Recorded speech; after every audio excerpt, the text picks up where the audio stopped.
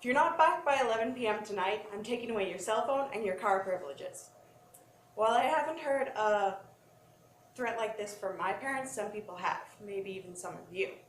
Parents really just want their kids to be safe, so they set up rules like curfews. Now, while people don't like curfews, kids don't like the restrictions, parents don't like to have to set them up, and they're just kind of bothersome. Studies have shown that curfews do curb gang involvement in at-risk youth, and that they lower the number of arrests and give structure to children. In this speech, I'll show you some examples of some of the arguments against curfews and some of the benefits to having a curfew, such as those on adolescent behavior. I'll start with one of the main arguments against curfews. Many people believe that curfews just automatically criminalize non-criminal behavior, and that it just files your child into a category of an automatic juvenile delinquent by giving them a curfew, something like that. The citywide curfew law in Baltimore in 2014 is an example of this. That was one of the main arguments raised against it. I'll show you this video of a CBS newscast by Michelle Miller, aired August 8, 2014, titled Controversial Curfew, Baltimore Curfew Begins, that talks about the argument. Yeah. Okay.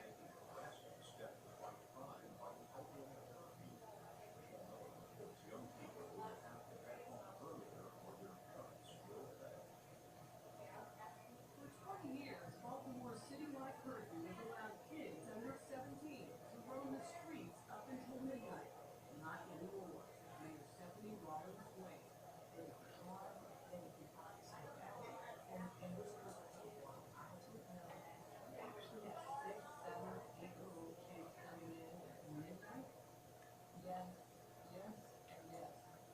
Beginning tonight, kids younger than 14 must be indoors by 9 p.m. It's 14 to 16, it's 10 p.m. on school nights and 11 p.m. other nights. Police will bring violators to 2 connection centers until they can be picked up by their parents. And while parents will not face jail time, they can be fined up to $500. Kristen Sanford is a mother of 3. Criminalizing your parents instead of helping out, there's going to be losing sense, providing another source of savings. 16-year-old Michael Lara participates in after-school activities that go well into the evening. He's worried that police will be more likely to confront kids like him.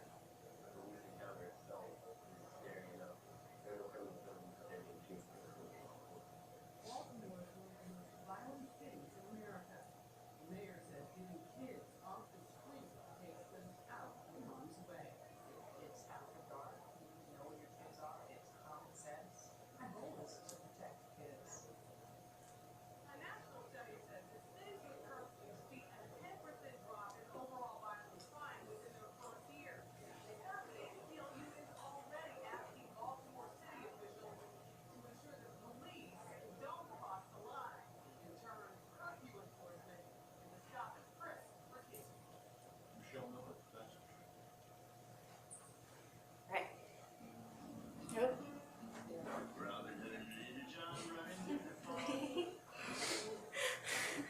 Ignore that.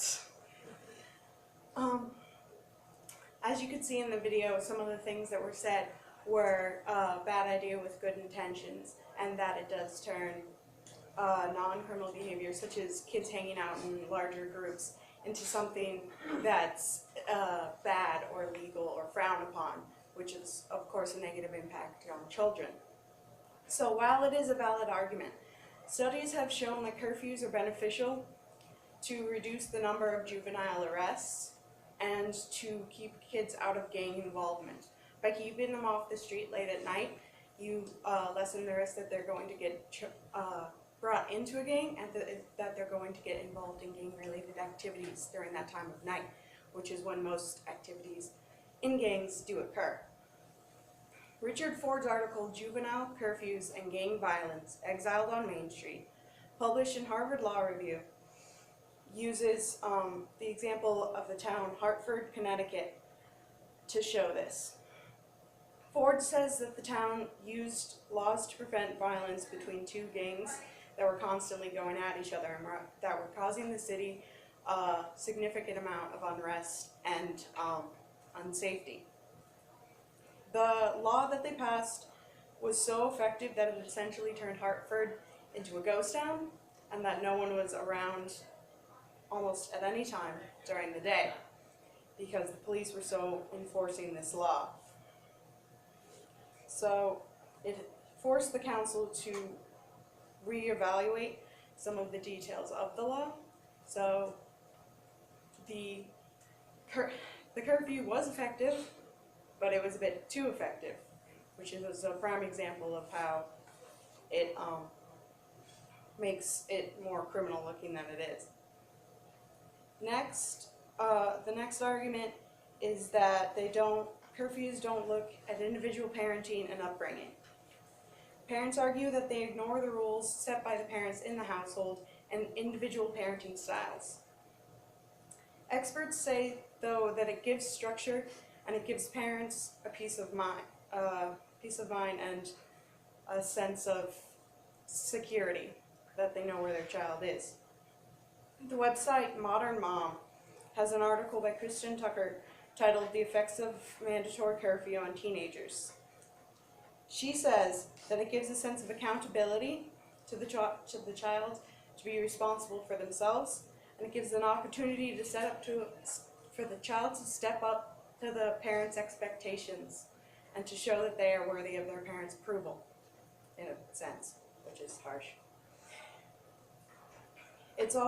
Tucker also states that it's about a child's safety, that a curfew allows a parent to know when something is wrong, when their child does not come home at the certain time, so that way they can go and check with local officials and sources to see if something's occurred. Curfews can fit all societies and can work effectively. Paul Brass's 2016 article, "Collective Violence, Human Rights, and the Politics of Curfew," that was published in the Journal of Human Rights, says that a curfew and their laws can be placed over any town, city, state, or even country, though country is a bit extreme and it's very hard to enforce. He further states that it can be placed over specific age groups.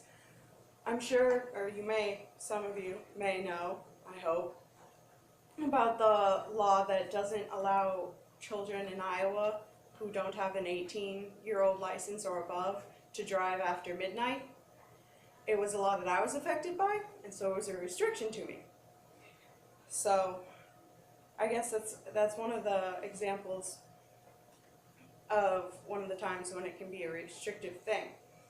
But studies have shown that a lot of the accidents that occur when night driving, and that overall teenagers aren't good drivers, and night driving is hard for anybody.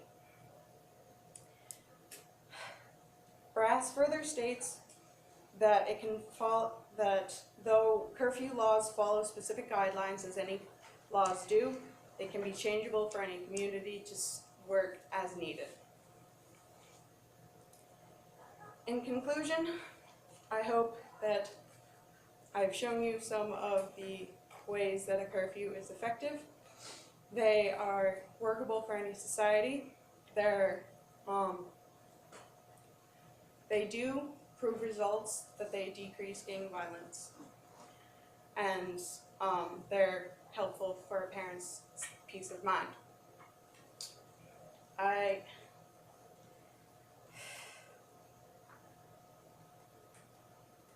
hope that when you're restricted by a curfew that you really look back and you think about why this was put in place. That it wasn't just someone trying to make a law, that it was actually them trying to give you something to help you and keep you safe.